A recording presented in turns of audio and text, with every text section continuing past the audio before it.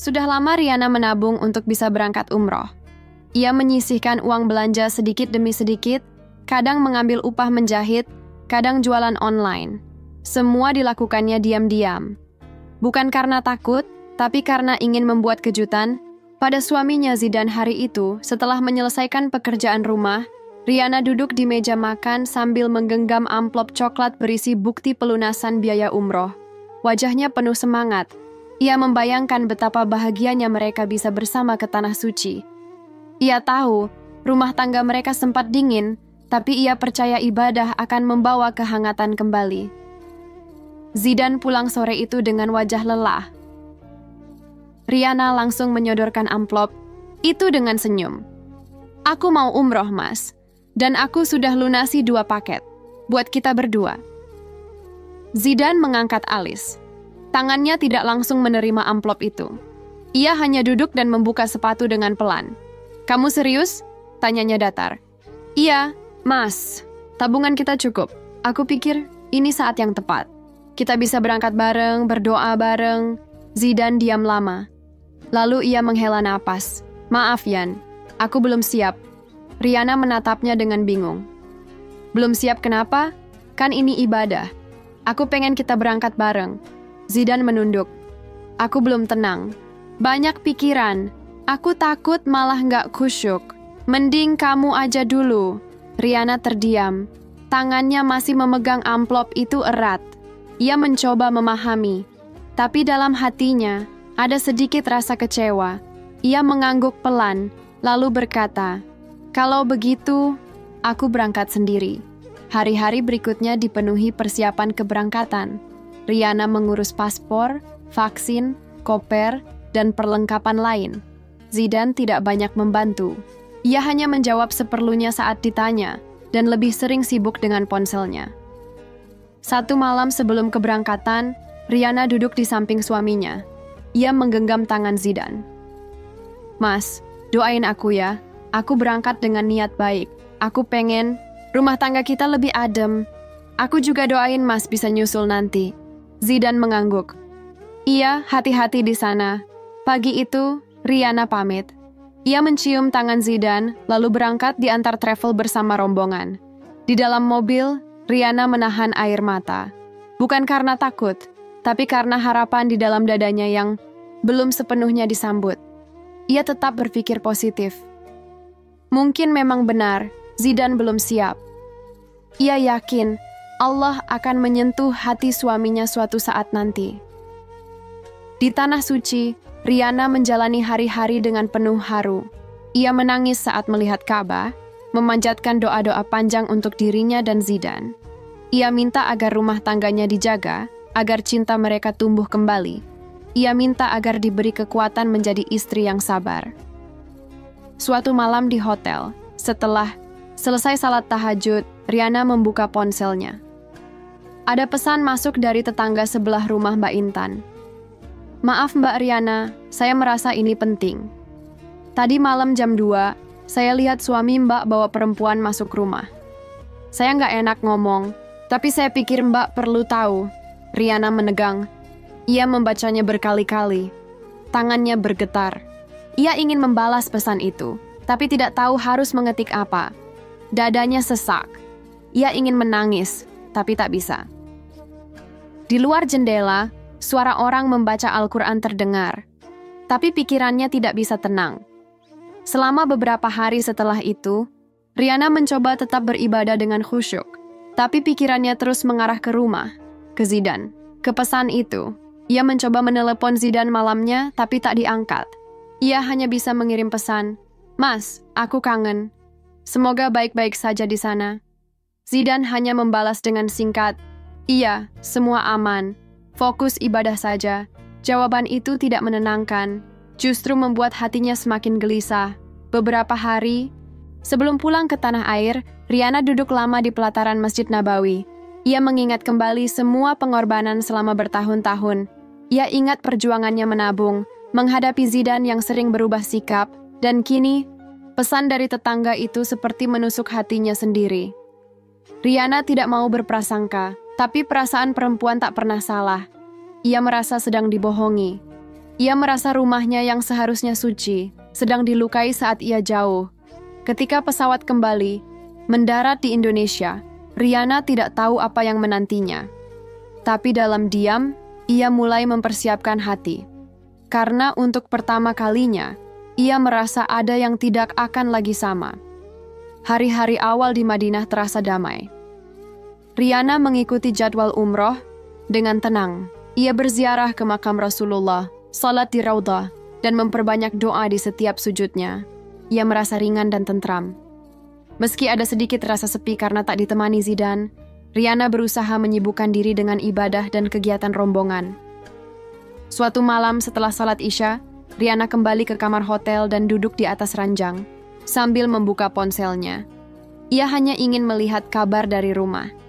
Tidak ada pesan dari Zidan, hanya beberapa notifikasi dari grup keluarga dan penjual online yang biasa ia ikuti. Beberapa detik kemudian, masuk pesan baru dari Mbak Intan, tetangga, depan rumah. "Mbak Riana, saya minta maaf kalau ini mengganggu. Tapi saya merasa ini harus saya sampaikan. Tadi malam, sekitar jam 2 pagi, saya lihat Mas Zidan bawa perempuan masuk ke rumah. Saya harap ini cuma salah paham. Tapi saya merasa Mbak berhak." Tahu, pesan itu membuat jantung Riana berdegup lebih cepat. Matanya terpaku pada layar. Ia baca ulang pesan itu 2 kali, lalu duduk lebih tegak. Udara kamar terasa berbeda. Dinginnya AC tidak bisa menenangkan rasa panas di dadanya. Ia ingin langsung menelepon Mbak Intan, tapi tangannya ragu. Ia juga tidak tahu bagaimana harus menanggapi. Apakah langsung bertanya ke Zidan? Atau pura-pura tidak tahu dan menunggu penjelasan? Riana memilih menaruh ponselnya di atas meja kecil. Ia berdiri, lalu membuka jendela kamar hotel yang menghadap ke halaman dalam. Lampu-lampu kota Madinah bersinar tenang, tapi kepalanya tidak tenang. "Ya Allah, apakah ini ujian?" bisiknya pelan. Ia berjalan pelan menuju sajadah, lalu mengambil air wudhu. Malam itu ia salat tahajud lebih lama dari biasanya. Ia menangis dalam sujudnya. Bukan karena ingin mengutuk atau marah, tapi karena hatinya mulai merasakan retak yang sulit disatukan. Pagi harinya, ia tetap mengikuti jadwal rombongan. Ia tersenyum saat diajak foto bersama, tetap menjawab dengan sopan saat diajak berbincang. Tapi dalam hatinya, ada perasaan was-was yang tidak bisa ia hindari. Setiap waktu luang, Riana selalu membuka ponselnya. Ia menunggu Zidan memberi kabar, tapi yang ia dapatkan hanya balasan singkat seperti "iya" atau "lagi di luar". Tidak ada kalimat rindu, tidak ada pertanyaan tentang keadaannya. Padahal dulu, Zidan selalu cerewet bahkan soal makanan yang dimakan Riana. 2 hari setelah pesan dari Mbak Intan, Riana akhirnya memberanikan diri membalas pesan itu. "Terima kasih sudah memberitahu saya, Mbak. Saya belum tahu harus apa. Saya cuma minta tolong jangan cerita ke siapa-siapa dulu." "Iya, Mbak. Saya paham. Maaf sekali lagi. Saya juga kaget. Makanya saya bingung harus bagaimana." Percakapan itu singkat, tapi cukup membuat Riana yakin bahwa yang dilihat bukan isapan jempol. Mbak Intan bukan orang yang suka mencampuri urusan orang lain. Ia bahkan jarang keluar rumah kalau tidak penting. Sore itu, di pelataran Masjid Nabawi, Riana duduk lama sendirian. Ia menatap ke arah jamaah yang lalu lalang, mencoba mengalihkan pikirannya. Tapi semakin ia diam, semakin jelas bayangan rumahnya yang dulu, ia anggap tempat paling aman kini berubah menjadi tempat yang ia takuti. "Kalau benar dia bawa perempuan ke rumah kami," kalimat itu tidak pernah selesai dalam benaknya. Ia tidak ingin membayangkan lebih jauh. Malam berikutnya, ia kembali mencoba menelepon Zidan. Kali ini diangkat. Tapi suara Zidan terdengar datar dan tergesa-gesa. "Halo, kenapa?" tanya Zidan. "Aku cuma mau tahu kabar, Mas." "Aku baik. Kamu gimana di sana?" "Alhamdulillah baik. Rindu? Tapi aku nggak mau ganggu kalau Mas sibuk." Iya. Aku lagi banyak urusan. Kamu tenang-tenang aja ya di sana. Jangan mikir macam-macam." Kalimat itu membuat dada Riana makin berat. Ia tidak menyebut soal pesan dari tetangga. Ia hanya mengucap pelan, "Iya, Mas. Doain aku bisa khusyuk ya." Ya udah ya. Aku tutup dulu. Panggilan itu berakhir dalam waktu kurang dari 2 menit. Riana menatap layar ponselnya cukup lama. Hatinya tidak tenang, tapi ia juga tidak ingin berdebat lewat telepon. Ia memilih diam. Ia tahu, kalau Tuhan mengizinkan semuanya terbuka, kebenaran akan datang dengan sendirinya. Hari-hari setelah itu, ibadah Riana tidak lagi sekuat di awal. Ia tetap salat, tetap mengikuti rombongan, tetap senyum, tapi pikirannya selalu kembali ke rumah. Setiap doa, setiap langkah tawaf, setiap sujud hanya berisi harapan agar jika memang rumah tangganya sudah tidak bisa diselamatkan, maka ia diberi kekuatan untuk melepaskannya. Riana sadar, ibadahnya bukan lagi untuk meminta Zidane berubah, tapi untuk menenangkan hatinya sendiri. Setelah 2 minggu di Tanah Suci, Riana akhirnya kembali ke Indonesia. Penerbangan mendarat menjelang sore. Rasa lelah bercampur dengan gugup memenuhi tubuhnya. Ia berdiri di antrian imigrasi sambil menggenggam koper. Sejak turun dari pesawat, pikirannya hanya tertuju pada satu hal, rumah. Zidane menjemput di bandara. Ia berdiri sendirian di luar pintu kedatangan. Tidak ada peluk hangat, tidak ada senyum rindu. Ia hanya melambaikan tangan pelan, lalu menyambut Riana dengan anggukan kecil. Capek? Yan? Tanya Zidane sambil mengambil alih koper. Lumayan, jawab Riana pelan. Sepanjang perjalanan pulang, mereka hampir tidak bicara. Mobil berjalan tenang, tapi suasana di dalamnya kaku. Riana mencoba membuka obrolan beberapa kali, tapi Zidane hanya menjawab pendek atau mengangguk. Sampai di rumah, Riana langsung masuk ke kamar. Koper ia letakkan di dekat lemari. Ia berdiri lama di depan ranjang. Spray sudah diganti, tapi ada aroma parfum yang tidak ia kenal. Bukan aroma khas pewangi pakaian yang biasa ia pakai. Ia duduk pelan di tepi ranjang. Tangannya menyentuh bantal. Semua tampak rapi, tapi hatinya tidak tenang. Ia mencoba mengesampingkan kecurigaan, tapi rasa itu terus muncul. Ada perasaan aneh yang tidak bisa dijelaskan. Rumah ini tidak terasa seperti dulu. Beberapa menit kemudian, Riana keluar kamar dan menuju dapur. Ia mengecek kulkas. Ada beberapa makanan siap saji dan sisa ayam goreng yang sudah keras. Ia heran, karena Zidane biasanya tidak suka makan sendiri. Biasanya kalau Riana pergi, Zidane minta tolong ibunya untuk masak atau bahkan makan di luar. Ia melihat tempat cuci piring. Bersih, terlalu bersih. Tidak ada gelas atau piring kotor. Semua seperti sudah disiapkan agar tidak menimbulkan pertanyaan. Riana kembali ke kamar. Ia membuka koper dan mulai membongkar oleh-oleh. Ada sajadah, kurma, air zam-zam, dan beberapa parfum dari Mekah. Ia ingin memberikan pada Zidane sebagai kenang-kenangan, tapi saat keluar kamar, Zidane sedang bicara di telepon dengan suara pelan. Riana tidak menguping, tapi ia menangkap potongan kalimat, "Nggak usah hubungi dulu. Dia udah pulang." Zidane lalu berbalik dan menatap Riana yang berdiri di ambang pintu. Ia langsung menutup telepon dan berkata, "Itu teman kerja, lagi bahas proyek." Riana tidak membalas. Ia hanya mengangguk, lalu kembali masuk ke kamar. Malam itu mereka makan malam bersama, tapi hanya dalam diam. Zidane terlihat terburu-buru. Ia bilang ada pekerjaan yang belum selesai dan harus dikerjakan di ruang tamu. Riana tidak banyak bertanya. Ia hanya mencuci piring lalu kembali ke kamar.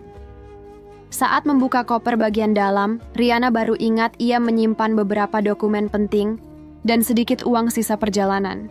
Ia ingin menyimpannya di laci meja, tapi ketika membuka laci Zidane, ia menemukan struk hotel bertanggal 5 hari lalu. Tangannya bergetar. Ia membaca ulang tulisan pada kertas itu. Nama hotel tidak asing, lokasinya tidak jauh dari rumah. Di bawahnya tertulis pesanan 2 malam untuk kamar deluxe. Tidak ada nama perempuan, tapi cukup untuk membuat Riana semakin yakin ada yang disembunyikan. Ia duduk di lantai. Struk itu ia pegang erat. Hatinya mulai sesak. Ia tidak ingin menangis. Ia tidak ingin marah. Tapi perasaan dikhianati semakin jelas. Beberapa saat kemudian Zidane masuk kamar. "Kamu udah istirahat?" tanyanya sambil membuka jam tangan. Riana tidak menjawab. Ia menyimpan struk itu ke dalam dompet tanpa berkata apa-apa. Zidane tidak menyadari. Ia langsung merebahkan diri di ranjang dan memejamkan mata. Tak lama ia tertidur. Riana menatapnya lama. Wajah itu dulu selalu ia rindukan saat jauh. Tapi malam ini, ia merasa seperti tidur dengan orang asing.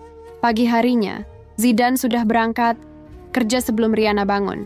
Di meja makan, ada secarik kertas bertuliskan, "Aku keluar dulu, ada janji meeting." Riana sarapan sendiri. Setelah itu ia menyapu dan mengepel rumah. Saat membuka tempat sampah dapur, ia melihat bungkus makanan 2 porsi dari restoran mahal. Tanggalnya berdekatan dengan tanggal struk hotel yang ia temukan. Ia tidak ingat kapan terakhir kali mereka makan di restoran itu bersama. Hari itu, Riana duduk lama di ruang tengah. Ia memandangi dinding rumah, perabot, foto pernikahan yang masih tergantung di pojok ruang.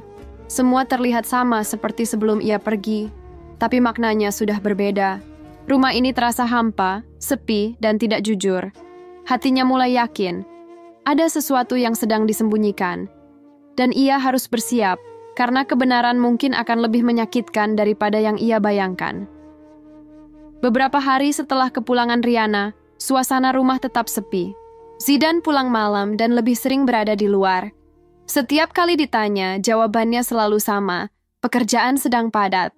Riana tidak pernah mempermasalahkan jam kerja Zidane sebelumnya, tapi kali ini ia mencatat setiap perubahan kecil, dari nada, bicara, waktu pulang, sampai cara Zidane memegang ponsel.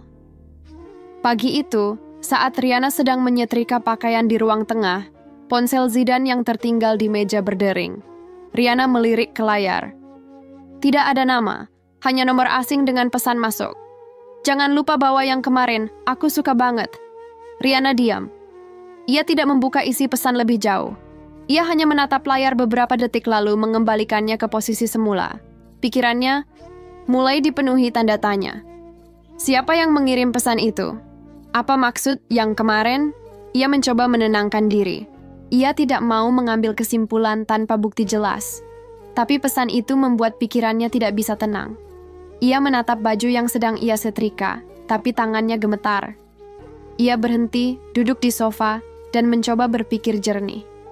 Siangnya, Riana merapikan meja kerja Zidane di kamar belakang. Biasanya Zidane tidak suka jika barang-barangnya dipindahkan, tapi Riana ingin membersihkan debu yang menumpuk. Saat menggeser map coklat di bawah tumpukan buku, ia melihat secarik foto terlipat. Tangannya terhenti. Ia membuka lipatan itu pelan-pelan. Sebuah foto Polaroid. Di dalamnya, Zidane terlihat sedang duduk di sebuah restoran bersama seorang perempuan muda. Wajah perempuan itu terlihat cerah. Rambut panjang tergerai, dengan tangan yang memegang lengan Zidane dari samping. Zidane tersenyum tipis ke arah kamera. Seperti tidak sedang bersembunyi, Riana menatap foto itu lama. Ia tidak menangis. Ia hanya terdiam. Ada rasa sakit yang tidak bisa langsung ia ucapkan. Ia tahu ini bukan foto resmi, bukan foto kerja. Ini bukan hal yang bisa dijelaskan sebagai urusan kantor.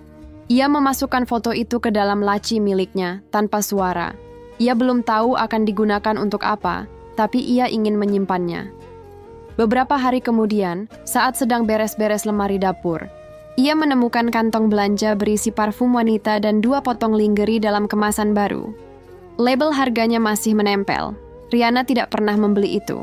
Ia juga tidak pernah diberi oleh Zidane barang semacam itu. Perlahan, semua potongan kejadian mulai menyatu dalam kepalanya. Bau parfum asing di kamar, struk hotel, bungkus makanan 2 porsi, pesan dari tetangga, pesan dari nomor tak dikenal, foto bersama perempuan lain. Dan kini, barang-barang yang jelas bukan miliknya di lemari rumah mereka sendiri. Riana duduk di kursi dapur. Matanya menatap lantai, kosong. Ia mengingat masa-masa awal pernikahan, bagaimana ia dan Zidane menata rumah kecil. Ini dengan susah payah. Ia masih ingat saat pertama kali memasang tirai bersama, saat mereka membeli kulkas bekas karena belum mampu beli yang baru. Semua perjuangan itu kini terasa jauh. Sore harinya, Zidane pulang lebih awal dari biasanya. Riana menyambut dengan wajah datar. "Aku masak sup ayam. Mas mau makan dulu atau mandi dulu?" Tanyanya tanpa nada. Zidane menggeliat kecil, melepas sepatu. "Makan dulu deh, lapar banget." Mereka duduk berdua di meja makan. Riana menatap Zidane tanpa bicara. Ia ingin bertanya, tapi memilih menunda. Ia ingin melihat apakah Zidane akan terbuka tanpa dipancing. Tapi sepanjang makan, Zidane hanya bercerita soal pekerjaan, rekan baru yang bergabung di kantor, dan bos yang mulai cerewet soal laporan keuangan. Tidak ada satupun kata yang menyentuh soal rumah, soal istri, atau bahkan soal ibadah Rihanna yang baru saja selesai. Setelah makan malam, Zidane masuk kamar dan membuka laptop. Rihanna masuk menyusul, duduk di ujung ranjang. "Mas," panggilnya pelan. Zidane menoleh. Aku nemu foto kamu sama perempuan lain." Zidane langsung menutup laptopnya. Wajahnya berubah. "Foto apa?" tanyanya cepat. "Di meja kerja kamu." "Restoran." "Dia rangkul kamu." Zidane berdiri. "Kamu ngubek-ubek barangku?" "Aku cuma beresin debu, bukan nyari-nyari. Tapi aku nemu itu, Mas. Juga struk hotel dan parfum di dapur. Aku nggak beli itu." "Siapa yang beli?" Zidane terdiam. Matanya gelisah. "Aku cuma mau dengar jujur, Mas. Kalau memang ada orang lain, bilang. Aku nggak akan ngamuk. Aku cuma mau tahu." Ucap Rihanna tegas. Zidane menghela napas panjang, lalu duduk kembali di pinggir ranjang. "Dia cuma teman kerja." "Nggak ada apa-apa," jawabnya cepat. "Teman kerja sampai nginep di hotel 2 malam dan bawa parfum ke rumah." Zidane terdiam. Ia tidak menjawab. Rihanna berdiri. "Kalau Mas belum siap jujur, nggak apa-apa. Tapi aku udah cukup tahu." Ia keluar dari kamar, masuk ke ruang tengah, dan duduk di sofa. Hatinya terasa penuh. Tapi malam itu, untuk pertama kalinya, ia tidak menangis. Sejak malam itu, hubungan Rihanna dan Zidane menjadi lebih dingin. Mereka tinggal di bawah atap yang sama, tapi seperti dua orang asing. Zidane tidak lagi mencoba menjelaskan apapun. Rihanna pun tak lagi bertanya. Ia mulai fokus pada dirinya sendiri, membersihkan rumah, menata ulang jadwal kerja sampingannya, dan mulai rajin ke pengajian dekat rumah. Suatu sore, Rihanna pulang dari pengajian dan mampir ke warung kecil milik Bu Sarmi di ujung gang. Saat sedang memilih telur dan beberapa bahan dapur, seseorang memanggil namanya dari belakang. "Mbak Rihanna," sapa suara lembut itu. Rihanna menoleh. Mbak Intan, tetangga depannya, berdiri sambil membawa plastik berisi beras. Ia tersenyum canggung. "Boleh ngobrol sebentar?" tanyanya pelan. Rihanna mengangguk. Mereka duduk di kursi panjang samping warung.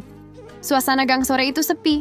Anak-anak belum pulang sekolah, dan sebagian besar tetangga masih bekerja. Mbak Intan membuka percakapan dengan hati-hati. "Saya..." "Nggak enak, Mbak. Tapi saya cuma kepikiran terus. Saya pikir lebih baik saya ngomong langsung." Rihanna menatapnya tenang. "Silakan, Mbak." Mbak Intan menarik napas. "Waktu Mbak di Mekah, bukan cuma 1 kali saya lihat Mas Zidane bawa perempuan ke rumah. Totalnya 3 kali, Mbak. Selalu lewat tengah malam. Perempuan yang sama, rambut panjang, kulitnya putih, sering pakai baju ketat." Rihanna mendengar tanpa menyela. Hatinya seperti ditusuk, tapi wajahnya tetap tenang. "Terakhir saya lihat, dia keluar rumah sekitar jam 4 subuh.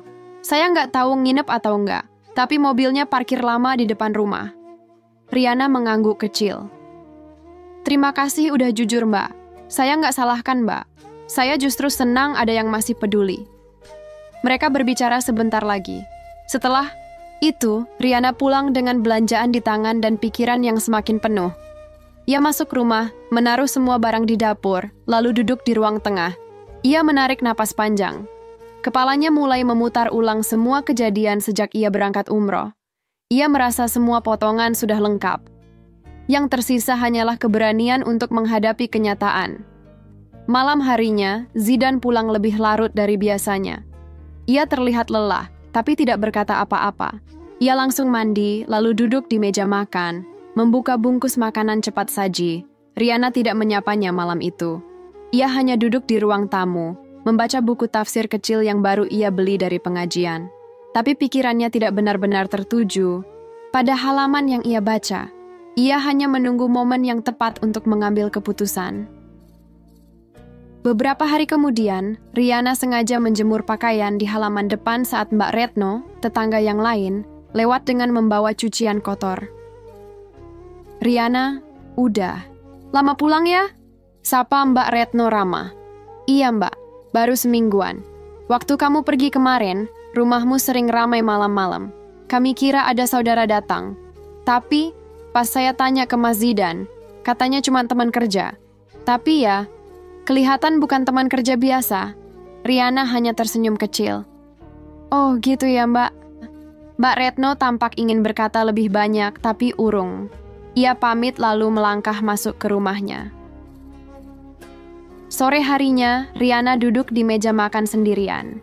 Ia mulai menulis sesuatu di buku catatan kecil, daftar barang-barang miliknya, perhiasan yang ia simpan, dan dokumen penting seperti buku nikah dan akta rumah. Ia sadar, mungkin waktunya untuk memikirkan kemungkinan yang dulu ia tolak, berpisah. Tapi ia juga tahu, semua harus dipikirkan matang. Ia tidak ingin membuat keputusan saat emosi sedang tinggi. Maka ia menulis, mencatat, menghitung ulang. Ia ingin jika saat itu datang, ia sudah siap sepenuhnya. Hari berikutnya, Riana kembali ke pengajian. Seusai acara, ia berbincang dengan ustazah yang biasa mengisi kajian. Riana tidak menceritakan semua secara gamblang, tapi cukup memberikan gambaran umum. Saya tidak tahu apakah saya harus bertahan demi status, atau pergi demi harga diri saya sendiri, Bu Ustazah. Ustazah itu menatapnya bijak. Kalau hatimu terus-menerus terluka, dan suamimu tidak ada itikat memperbaiki, maka bertahan hanya membuatmu makin kehilangan dirimu sendiri. Jangan cepat-cepat memutuskan, tapi jangan juga terlalu lama dalam keraguan. Kadang, melepaskan adalah bagian dari cara menjaga dirimu. Malamnya Riana merenung lama. Ia berdiri di depan kaca kamar, menatap wajahnya sendiri. Wajah yang dulu ceria, kini sering murung. Ia tahu dirinya lelah, tapi juga tahu ia tidak boleh diam terlalu lama. Ia harus menentukan sikap, meski pelan. Hari-hari berlalu tanpa perubahan dari Zidan. Ia tetap pulang malam, lebih sering membawa makanan dari luar, dan tidak banyak bicara. Riana pun tidak lagi menunggu di ruang tamu, tidak menyiapkan makan malam, bahkan tidak lagi menanyakan kemana suaminya pergi. Ia mulai menjalani hari-harinya seperti orang yang tinggal sendiri. Pagi itu, Riana duduk di meja makan, menyeduh teh hangat. Ia menatap kosong ke arah jendela. Suara burung terdengar dari pohon depan rumah, tapi tak cukup membuat hatinya tenang. Di meja, tergeletak ponselnya yang semalam tak berbunyi sama sekali. Tidak ada pesan dari Zidan, meski ia tahu suaminya pulang tengah malam. Ia melirik koper kecil yang mulai ia isi pelan-pelan. Bukan untuk pergi jauh, tapi untuk berjaga-jaga. Riana tahu, ia tidak bisa terus menunda keputusan. Terlalu lama diam hanya membuat hatinya semakin mati rasa. Menjelang siang, Riana memberanikan diri berbicara. Ia memilih waktu saat Zidan baru selesai mandi dan duduk di kamar sambil mengeringkan rambutnya. Mas, ucapnya pelan, aku pengen ngomong. Zidan menoleh. Apa? Aku ngerasa kita udah nggak kayak dulu. Zidan tidak langsung menjawab. Ia meletakkan handuk di gantungan, lalu duduk di tepi ranjang. Kamu maksudnya apa? Mas berubah, dingin, jauh. Aku tahu Mas nggak jujur sama aku. Dan aku lelah pura-pura nggak tahu. Zidan menunduk. Kamu mau aku ngaku selingkuh? Gitu? Riana menghela napas. Aku nggak butuh pengakuan, Mas. Karena aku sudah tahu. Tapi, aku pengen tahu. Masih ada nggak niat Mas buat memperbaiki? Zidan terdiam lama. Lalu dengan suara rendah ia menjawab. Aku juga bingung harus jawab apa.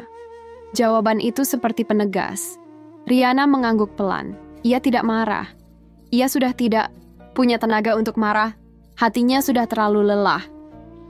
Sejak hari itu, Riana mulai membuat jarak lebih jelas. Ia tidak lagi tidur di kamar yang sama. Ia memindahkan bantal dan selimut ke kamar belakang. Zidan hanya melihat, tapi tidak berkomentar. Hari-hari selanjutnya, Riana mulai bekerja kembali dari rumah. Ia menerima jahitan dan pesanan makanan ringan. Ia mengisi waktunya dengan kegiatan produktif, agar pikirannya tidak terus terpaku pada luka yang belum sembuh. Suatu siang, Riana sedang membungkus pesanan risol ketika terdengar suara motor berhenti di depan rumah. Ia melongok dari balik jendela. Seorang perempuan muda turun dari motor, membuka helm, dan mengetuk pagar. Riana mengenali wajah itu dari foto yang ia temukan di meja kerja Zidan. Perempuan itu berdiri ragu di depan rumahnya.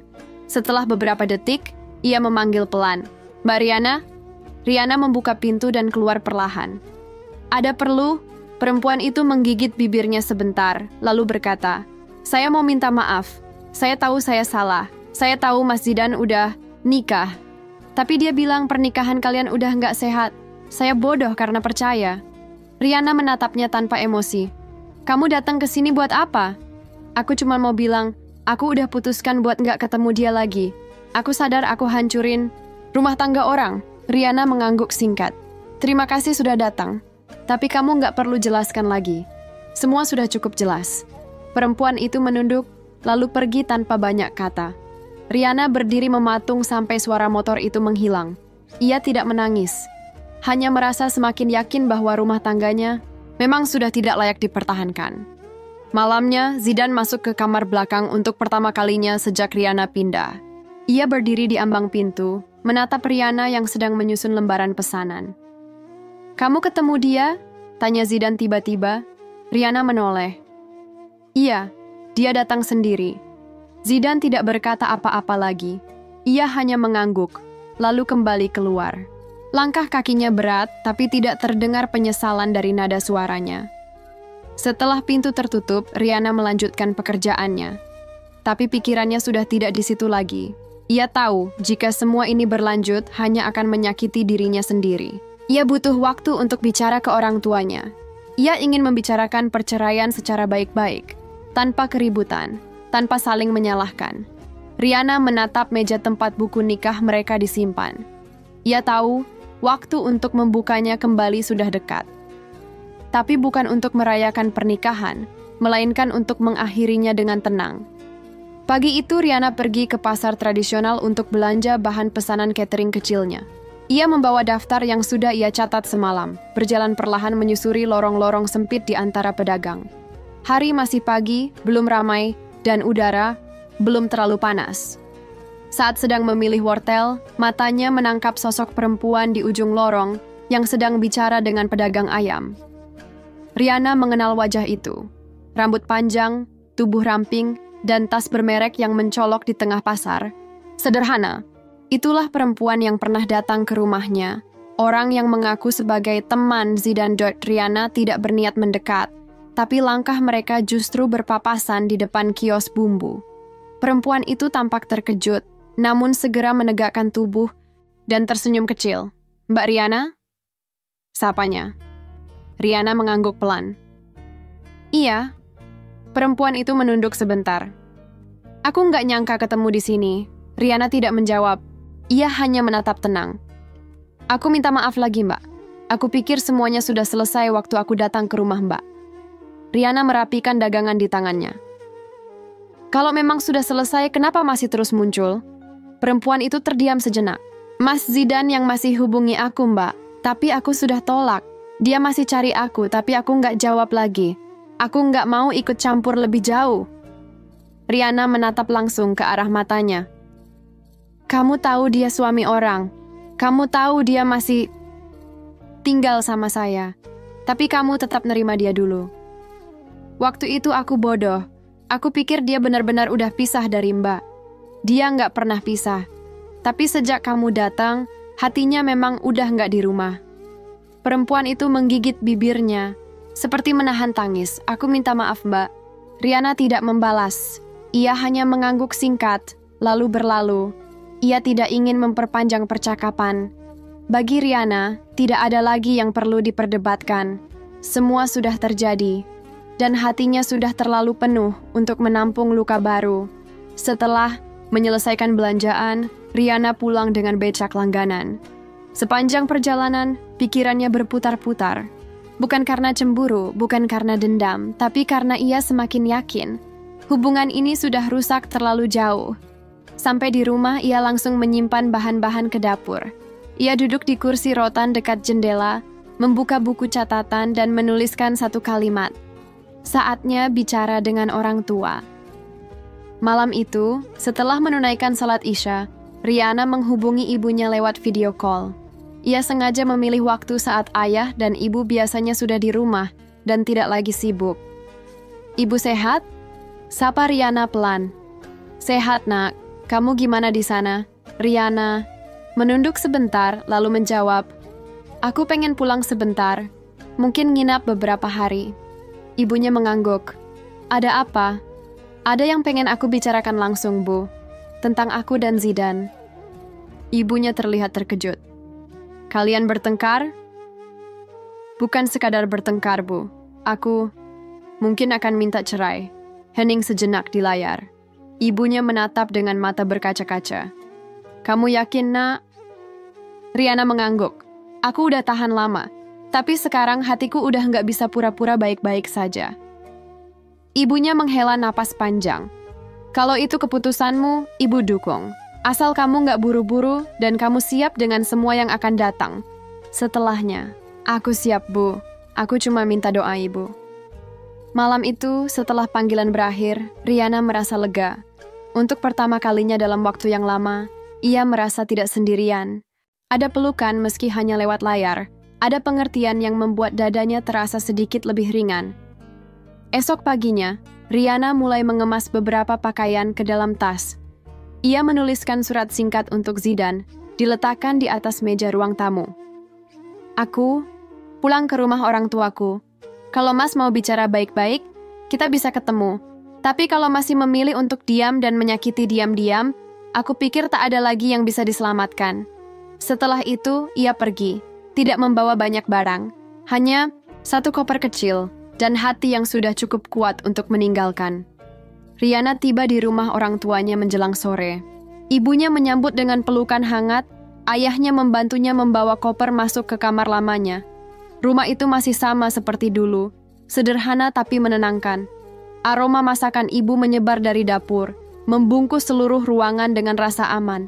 Setelah mandi dan berganti baju, Riana duduk di ruang tengah bersama kedua orang tuanya.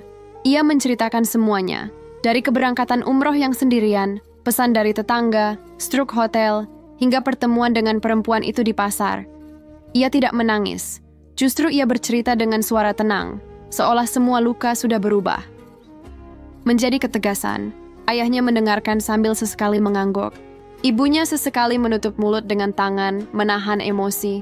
Ayah tidak akan menyuruhmu bertahan kalau kamu sudah terluka sejauh ini, ucap ayahnya pelan. Tapi kalau kamu ingin menyelesaikan semuanya secara baik-baik, kita akan temani. Riana mengangguk. Aku cuma ingin bicara sekali lagi sama Zidane. Kalau dia masih tidak punya niat baik, aku akan minta pisah. Hari berikutnya, Riana menghubungi Zidane lewat pesan singkat. Aku di rumah orang tuaku. Kalau kamu siap bicara, aku tunggu. Tapi jangan datang kalau cuma mau cari alasan atau menyalahkan.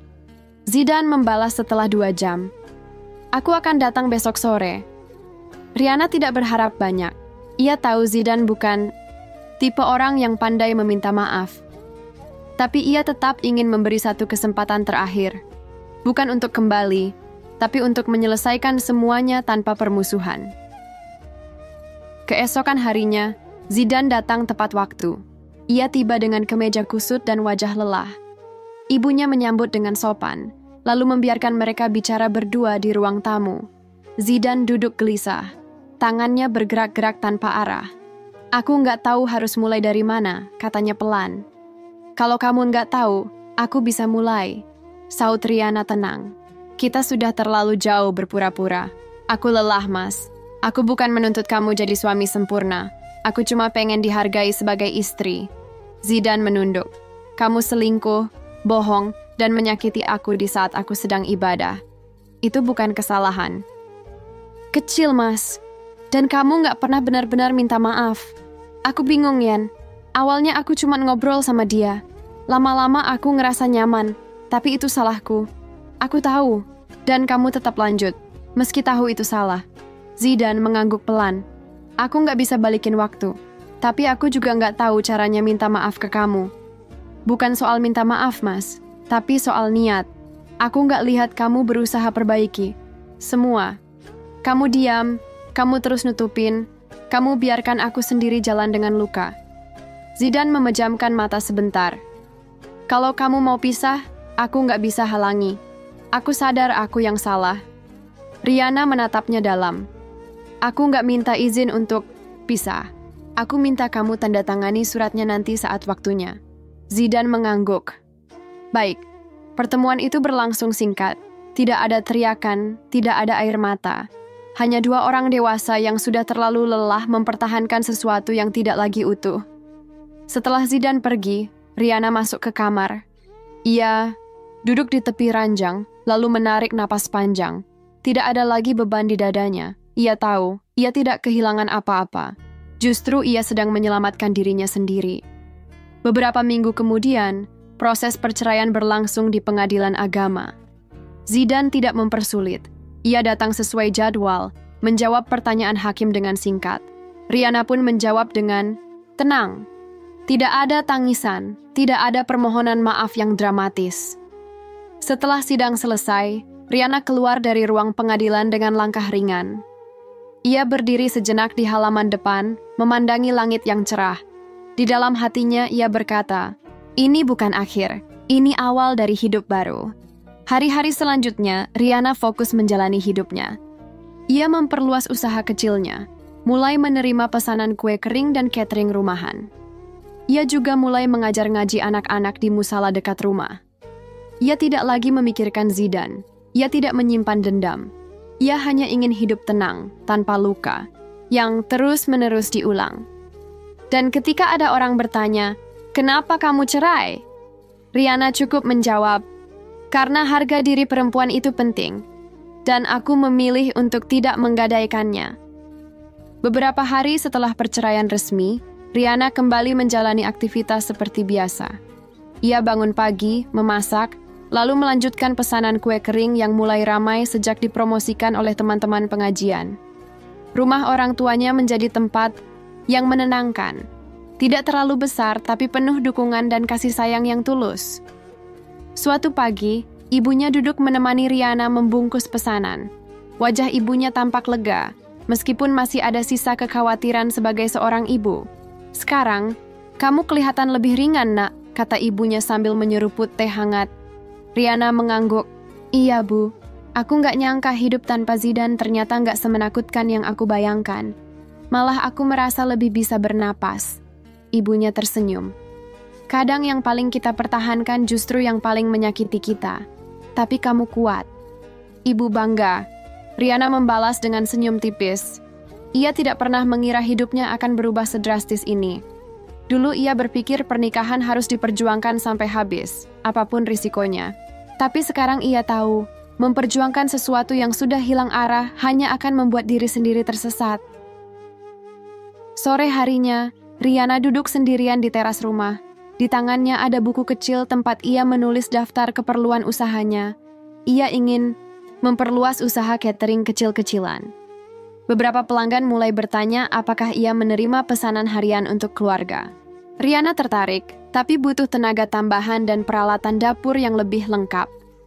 Ia mencatat semua kebutuhan satu persatu: blender, loyang besar, mixer, dan lemari pendingin tambahan. Jumlah total cukup besar, tapi ia tak ingin gegabah. Rihanna belajar dari pengalaman bahwa semua hal harus dipikirkan matang. Malam itu, ia membicarakan rencananya pada ayah dan ibu. Ayahnya menyarankan untuk mengambil modal dari tabungan pribadi dan tidak tergesa-gesa. Ibunya mengusulkan untuk mencari satu orang tetangga yang bisa membantu sebagai tenaga harian. Rihanna mencatat semuanya. Ia bersyukur karena kini ia bisa membuat keputusan sendiri tanpa takut dikomentari, tanpa merasa diawasi, dan tanpa harus meminta izin dari orang yang sudah tidak peduli. Beberapa hari kemudian, Rihanna pergi ke toko perlengkapan dapur di kota bersama sepupunya, Mila. Mereka membawa uang tunai yang sudah Rihanna persiapkan dari hasil pesanan selama 2 bulan terakhir. Ia membeli beberapa peralatan baru dan langsung memesan lemari pendingin yang akan diantar 3 hari lagi. Sepanjang perjalanan pulang, Mila bertanya, "Kamu yakin nggak pengen kerja kantoran lagi, Rian?" Rihanna tersenyum kecil. "Dulu aku pengen kerja kantoran biar bisa bantu keuangan rumah. Sekarang aku kerja di rumah biar bisa bantu diri sendiri." Mila mengangguk sambil tersenyum. Jawaban yang bagus. Beberapa minggu berjalan, pesanan makin meningkat. Rihanna mulai rutin memasok makanan ringan ke 2 toko kecil dan melayani pesanan makan siang harian dari keluarga yang tinggal tak jauh dari rumah. Ia mempekerjakan satu ibu tetangga sebagai asisten harian yang membantu menyiapkan bahan dan bersih-bersih. Suatu siang, saat sedang membungkus pesanan, Rihanna menerima pesan dari nomor yang dulu ia hapus, nomor Zidane. "Rian, aku cuma mau bilang maaf. Aku tahu semua sudah terlambat, tapi aku masih ingat semua kebaikanmu." Rihanna membaca pesan itu tanpa reaksi. Tangannya tetap bergerak melipat kertas pembungkus. Setelah selesai, ia hanya membalas singkat. "Terima kasih, semoga kamu juga menemukan ketenangan di jalan yang kamu pilih." Setelah itu, Rihanna menghapus nomor itu lagi. Ia tidak ingin membuka pintu yang sudah ia tutup dengan susah payah. Ia sudah berjalan cukup jauh untuk kembali ke belakang. Sore itu, saat ia selesai mengantar pesanan ke toko langganan, pemilik toko memuji kue buatannya. Ibu-ibu bilang rasa kue Rihanna paling pas. Nggak terlalu manis, tapi enak. Terus pertahankan. Ya, Rihanna tersenyum lebar. Pujian sederhana itu lebih berarti baginya daripada semua janji manis yang pernah ia terima dari Zidane. Di rumah, ia duduk di kursi rotan favoritnya, menyeruput teh buatan ibunya, dan memandangi halaman depan. Ia tahu hidupnya masih panjang. Mungkin nanti akan ada hari yang berat lagi, tapi ia tidak takut. Kini ia berdiri di atas keputusan sendiri, dengan kepala tegak dan hati yang utuh. 6 bulan telah berlalu sejak Rihanna menutup lembaran hidupnya bersama Zidane. Waktu berjalan pelan tapi pasti. Hari-hari yang dulu penuh keraguan kini terganti dengan rutinitas yang lebih terarah. Usaha rumahan yang ia jalankan berkembang stabil. Rihanna tidak lagi merasa kecil. Ia merasa cukup. Pagi itu, ia menerima undangan dari sebuah komunitas UMKM setempat. Mereka meminta Rihanna untuk berbagi cerita dalam sebuah pelatihan usaha kecil. Rihanna sempat ragu, tapi ibunya mendorongnya untuk berani. "Kamu sudah melalui banyak hal, Rian. Ceritamu bisa jadi semangat buat perempuan lain," kata ibunya. Akhirnya, Rihanna menerima undangan itu. Ia menyiapkan beberapa bahan cerita dan juga membawa beberapa contoh kue buatannya untuk dibagikan. Pelatihan diadakan di balai desa, dihadiri oleh ibu-ibu dari berbagai kampung sekitar. Tidak ada panggung besar, tidak ada sorotan lampu, tapi suasananya hangat dan penuh perhatian. Saat tiba giliran berbicara, Rihanna berdiri dengan tenang. Ia tidak membaca naskah, hanya berbicara dari hati.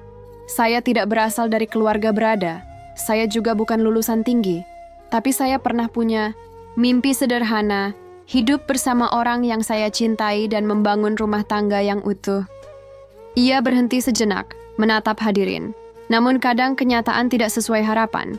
"Suami saya memilih orang lain, dan saat itu saya merasa dunia saya hancur. Tapi ternyata, di titik terendah itu, saya justru menemukan kekuatan." Para peserta diam mendengarkan. Beberapa mencatat, beberapa mengangguk pelan. "Saya mulai lagi dari dapur kecil. Saya jualan kue, risol, nasi kotak. Sedikit demi sedikit, saya belajar bahwa harga diri seorang perempuan bukan ditentukan dari status istri atau tidak, tapi dari bagaimana ia berdiri saat dijatuhkan." Tepuk tangan mengisi ruangan. Rihanna tersenyum tulus. Ia tidak sedang memamerkan diri. Ia hanya ingin menunjukkan bahwa setiap perempuan bisa bangkit, selama tidak menyerah pada luka. Setelah acara selesai, beberapa peserta mendatanginya untuk sekadar mengucapkan terima kasih atau bertanya lebih lanjut soal resep. Rihanna melayani mereka dengan ramah.